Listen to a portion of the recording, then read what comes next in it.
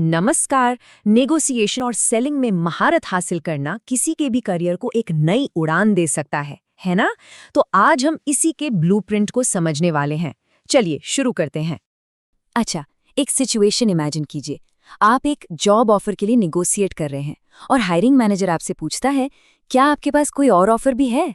जबकि सच तो ये है कि आपके पास कोई और ऑफर नहीं है। अब आप क्या कहेंगे? ये एक मुश्किल सवाल है ना? और बस यहीं से हमारा आज का टॉपिक शुरू होता है। किसी को भी इन्फ्लुएंस करने की शुरुआत पता है शब्दों से नहीं होती, वो होती है आपके हाव भाव से। तो हमारा पहला सेक्शन इसी अनकही बातचीत के बारे में है। मतलब आपकी बॉडी लैंग्वेज आपके मैसेज को कैसे बनाती या बिगाड़ती है, और सेलिंग की कला में इसका रोल क्या है। तो ये नॉन वर्बल कम्युनिकेशन आखिर है क्या? देखिए, ये वो सारे मैसेज हैं जो हम बिना कुछ बोले देते हैं। और मजे की बात यह है कि ये सीधे हमारे फीलिंग्स और हमारे एटीट्यूड को दिखाते हैं, और कभी-कभी तो हमारे बोले गए शब्दों से भी ज्यादा पावरफुल हो सकते हैं। इसी से जुड़ा एक टर्म है काइनेसिक्स। ये बॉडी मूवमेंट्स, फेशियल एक्सप्रेशंस और इशारों से होने वाले कम्युनिकेशन की स्टडी है। सोचिए, आपके बैठने का तरीका, आपके खड़े होने का स्टाइल, ये सब आपका कॉन्फिडेंस, आपकी घबराहट या गुस्सा सब कुछ बयां कर सकता है। तो मतलब आप क्या कह रहे हैं वो तो जरूरी है ही, पर आप उस वक्त दिख कैसे रहे हैं वो भी उतना ही मैटर करता है। अब बात करते हैं प्रॉक्सिमिक्स की। ये इस बात की स्टडी है कि लोग अपने आसपास की फिजिकल स्पेस का इस्तेमाल कैसे करते हैं। हम दूसरों से कितनी दूरी बनाकर रखते हैं, ये हमारे रिश्ते के बारे में बहुत कुछ बताता है। और नेगोशिएशन में ये चीज़ बहुत मैटर करती है। जैसे कि 4 से 12 फीट की दूरी को सोशल डिस्टेंस जोन माना जाता है। ज्यादातर जो नॉर्मल बिजनेस डील्स होती हैं वो इसी जोन में होती हैं।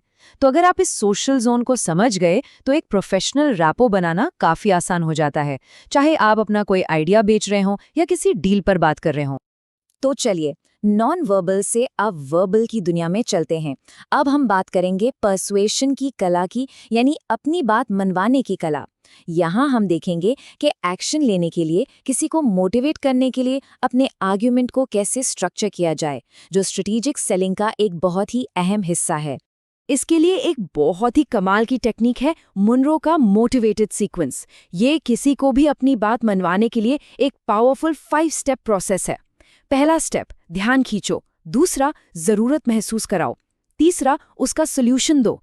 चौथा, उन्हें दिखाओ कि सोल्यूशन के बाद चीजें कितनी अच्छी होंगी। और पांचवा और सबसे जरूरी, एक्शन लेने के लिए कहो। यकीन मानिए, ये फॉर्मूला आपको सेल्स पिच से लेकर टीवी एड्स तक हर जगह देखने को मिल जाएगा। अच्छा, अब आते हैं रॉबर्ट सियाल्डिनी के 6 जबरदस्त प्रिंसिपल्स पर, और ये साइंटिफिकली प्रूवन है।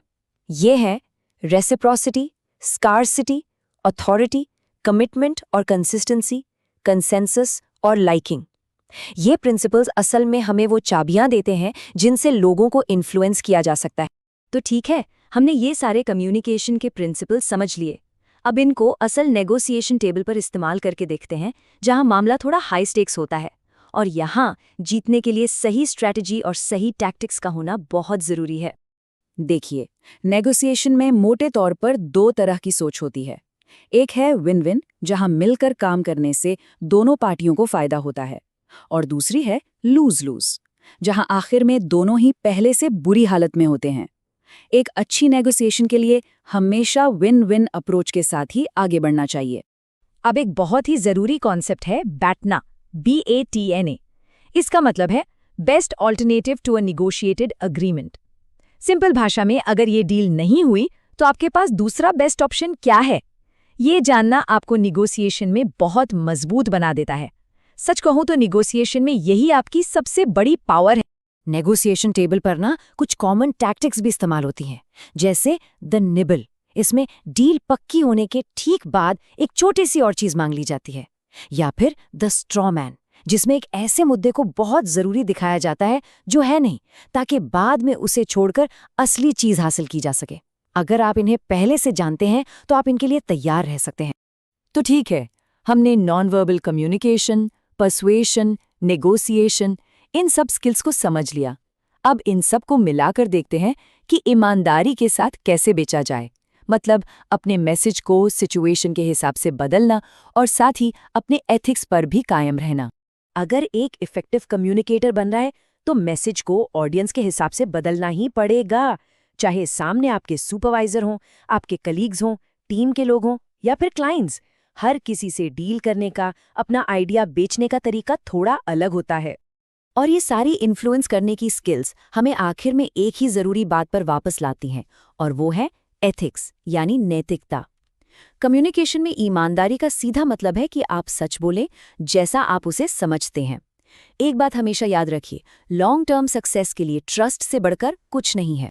इस बात को हार्वर्ड लॉ स्कूल के डोमिनिक डी काइज़नॉक ने बहुत अच्छे से कहा है कि एक निष्पक्ष सौदे वाली बातचीत ज्यादा समय तक चलती है और पूरी होती है, क्योंकि सभी पक्ष इसका सम्मान करते हैं।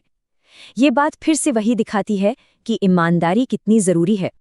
तो आज की इस पूरी बातचीत के बाद एक सवाल है जिस पर सोचना बहुत जरूरी है। किसी को अपनी बात मनवाना और किसी को धोखा देना, इसके बीच एक बहुत पतली सी लाइन है। तो सवाल ये है कि आप अपनी खुद की एथिकल बाउंड्रीज कहाँ खींचेंगे? इस पर सोचिएगा जरूर।